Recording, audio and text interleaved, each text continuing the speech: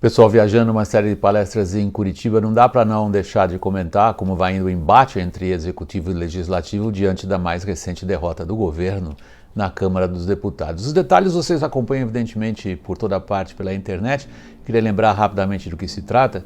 O governo fez uma reforma administrativa. O ponto central dessa reforma administrativa era não só a redução de ministérios de 29 para 22, mas também uma série de reorganizações, melhor dito, de vários dos componentes desses ministérios. Entre eles, por exemplo, o COAF, que é o Comitê de Controle de Atividades Financeiras, um ponto muito importante que tinha saído da economia e ido para a justiça sob o ministro Sérgio Moro. Como todo mundo sabe, boa parte da campanha da Lava Jato se compõe em seguir a trilha do dinheiro. O COAF faz isso, o COAF detecta atividades financeiras e isso é de grande serventia a investigadores, sobretudo os que se dedicam no combate ao crime organizado e à corrupção. O governo queria que o COAF ficasse com o Sérgio Moro, mas a medida provisória que instituiu essa modificação, antigamente o COAF ficava na economia, ela teria que ser aprovada numa comissão e ser referendada pelo Legislativo, como as normas brasileiras preconizam. E isto acabou não acontecendo.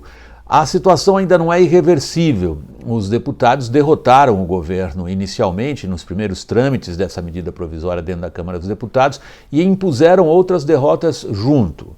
Por exemplo, a FUNAI, outra reorganização, teria que sair do Ministério da Justiça, onde, aliás, o Moro não estava muito interessado em tratar de questões de demarcação de terras indígenas, e ir para a agricultura, onde estão algumas das maiores queixas sobre como que a FUNAI, enfim, se relaciona com todos os aspectos fundiários que afetam diretamente o agronegócio, pois a Câmara fez voltar à Justiça a FUNAI. Uma outra questão ainda importante do ponto de vista da investigação de crimes fiscais, mas também do aspecto penal deles, que é o âmbito de atuação de auditores da Receita Federal.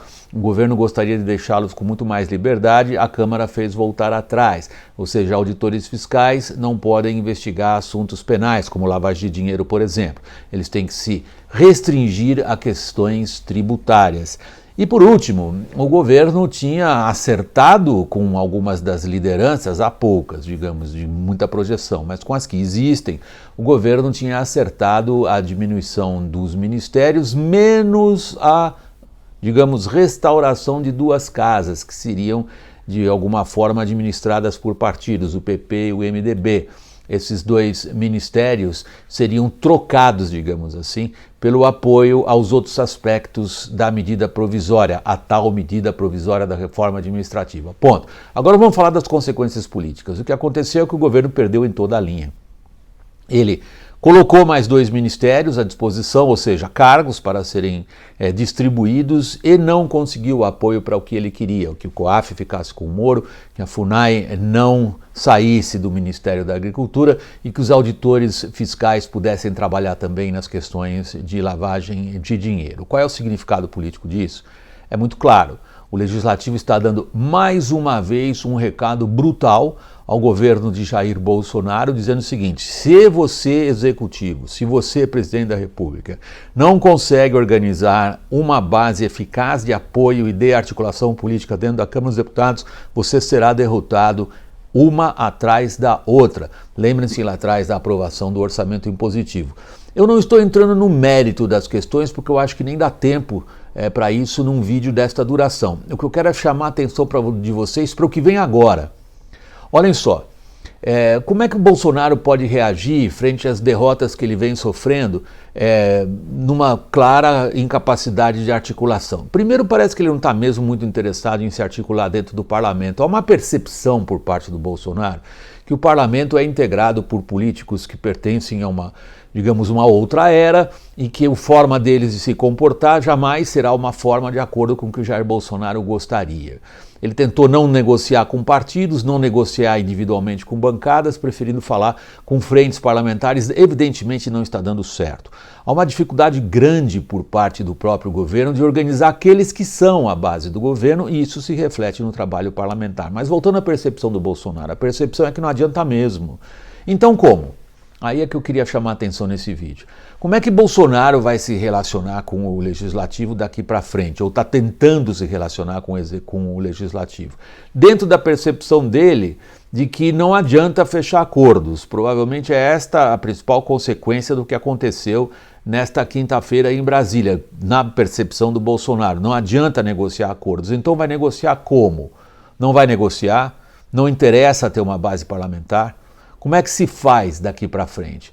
Há uma tentação muito grande da parte de Bolsonaro e de uma boa parte das pessoas que o apoiam diretamente, principalmente o seu círculo mais próximo, os filhos, por exemplo, de usar redes sociais e usar a chamada pressão popular para fazer com que os parlamentares se comportem como o governo gostaria que se comportassem frente a matérias relevantes do ponto de vista do governo.